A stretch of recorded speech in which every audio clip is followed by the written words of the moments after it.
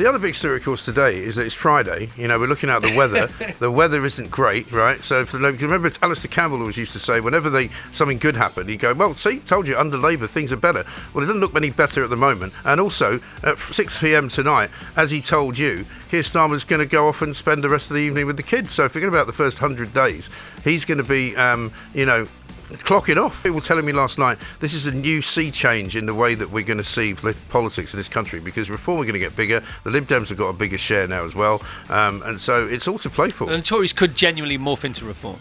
They could. I think that's what's going to happen. There's going to be some form of coagulation of the right. Virgin Radio. And this is the only bit we're going to do on the election. I mean, we'll do the change in headlines later, but it's been a fun night. I mean, I don't apologise for using the word fun, because it's been an exciting night. It's been a very serious night, lots of serious issues going on as well. But an election like no other, Mike Graham. Very, very, very unusual election, because so many different things happened, and even the pollsters who have been predicting a Labour win have seen some weird things happening. John Ashworth, for example, the Labour, shadow, who was going to come in and probably be quite an important guy in the Labour cabinet, is gone. Gets beaten in Leicester by an independent candidate that nobody saw coming. So the independents didn't feature in the polls. There's been a few independents now. The independents are outnumbering the Reform MPs thus far. Thus far, yeah. SNP wiped out. SNP pretty much wiped out. They're looking at maybe 6 or 7 seats. So it's not just a story of Labour versus the Tories. This is a new way of people voting, It's a new way of people. Also, Lib Dems have got the biggest turnout and the biggest number of seats since 2005. So they're sort of back. And no blue in Wales at all? None at all. But it could be possible that there's more Tories in Scotland than there are SNP, which is quite an extraordinary event. And the Reform, of course, is kind of the story of the night. They're sitting at 4 seats at the moment. At one point, people were thinking they might get 13. The original projection was 13. So that's 4 seats after 4.5 weeks of Farage. Yeah. That's 1 seat a week. It's incredible. That is incredible, isn't it? And also at one point, Farage last night was predicting that they'll get about 6 million votes, which is more than UKIP ever got, and which is a huge amount. And the big story for Labour, one of the big stories for Labour, is Corbyn has beaten Labour in Islington by loads. Right, and even more strangely, even in Keir Starmer's victory, he got half the majority in his own seat that he got last time, because he was being stood up against by some independent guy who was sort of standing for Gaza. 2 other stories, loads of other stories. So as Larry the Cat prepares for a new housemate, the Tories have lost their Moggy. Yeah, well, they have. He's gone. We're not quite sure where he's going to go. Jacob Rees-Moggy. There's also another Larry the Cat story. Larry the Cat was locked out of Downing Street for a while last night. Couldn't get back in. So he was locked in for lockdown. He was locked in for lockdown. He had all the parties. And last night he was locked out. I mean, I don't know what happened, but presumably Larry the Cat will continue. Or maybe he voted Labour. But I was saying this last night, that he might have done. He might not like Labour. He was trying to make a run for it. But, it's one of those weird things, if you're in politics, that Rishi Sunak will probably at some point today just move out.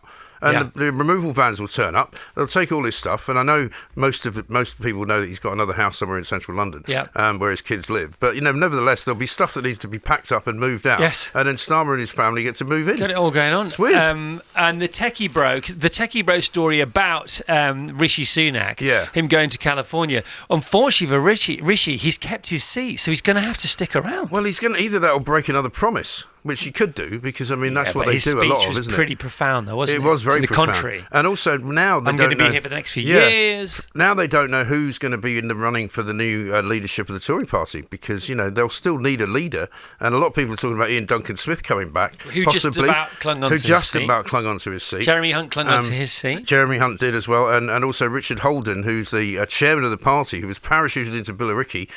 He won by 20 votes. They had to have a massive recount for that. I think the most sort of ashen pallid, sullen face was that of Jeremy Hunt, who apparently worked really hard, shaking loads of hands, and he shaked 803 hands enough over the last few days to cling on to a seat. But he looked like a man who his speech was one of absolute ultimate contrition. Yes, and I think that's the problem for the Tories, is that they've been so used to being in power for 14 years. Now they're looking down the wrong end of the telescope, thinking we might be out of power for 14 years. All right, we can break a story to you. Go on. On the air, Liz Truss has lost her seat. Has she? Yeah. Well, that doesn't come as any great surprise. She come third, though. The big question, that is the big story. Right. The side order to that is she may even have come third.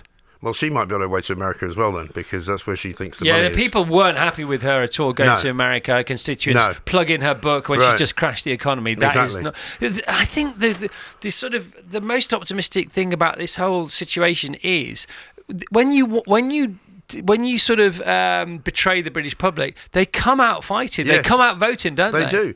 The other big story, of course, today is that it's Friday. You know, we're looking at the weather. The weather isn't great, right? So, remember, Alistair Campbell always used to say, whenever something good happened, he'd go, well, see, told you, under Labour, things are better. Well, it doesn't look any better at the moment. And also, at 6 p.m. tonight, as he told you, Keir Starmer's going to go off and spend the rest of the evening with the kids. So forget about the first 100 days.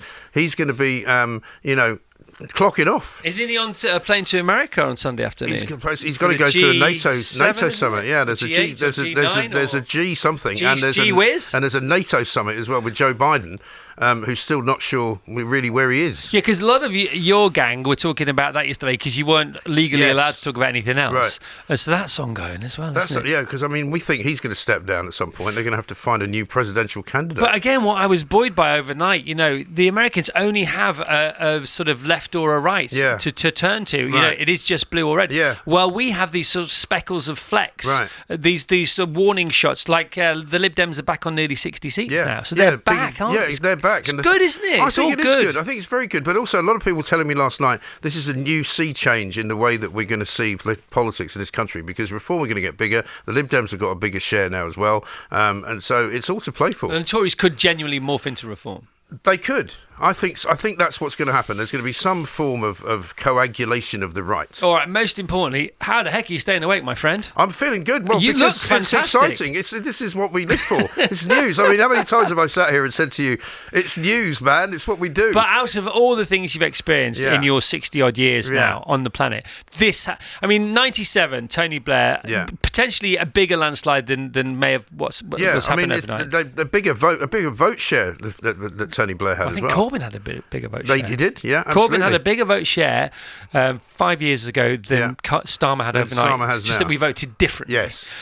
Is this the night for you? There's been no other night like it. Well, yeah. Well, it was a great night. It was. I mean, last night I was in here from 1 till 4, and it was bang, bang, bang, bang. Suddenly Richard Tyson's won a seat, Farage has won a seat. Gillian Keegan's lost a seat. She's out. The Tories are getting wiped out. Every 5 minutes there was something new. So great. The macro was totally predictable, but the micro has been totally unpredictable. Yes, I think that's what the polls missed, and I was saying this before, that the polls are picking up the bigger parties, but they're not picking up the smaller ones. The Greens as well picked up another one, and another Labour. It was a Labour a loss. It was another one of their shadow cabinet ministers. Well, I'm sorry to. Well, you can use this as a warm up. Yes, absolutely. It's a bit of a stretch, a bit of breath work, and off you go again. And I'm ready. I'm going to be on air in about 5 minutes, I think. So thank you very much. Till when? Till 10. And did you get to share a bed with Julia Hartley-Brewer again this year? No, I didn't. I think she went home, but she's back on at 10 in the morning. So the times were slightly different this time. Different bed. So I went to a different bed. There was nobody in it,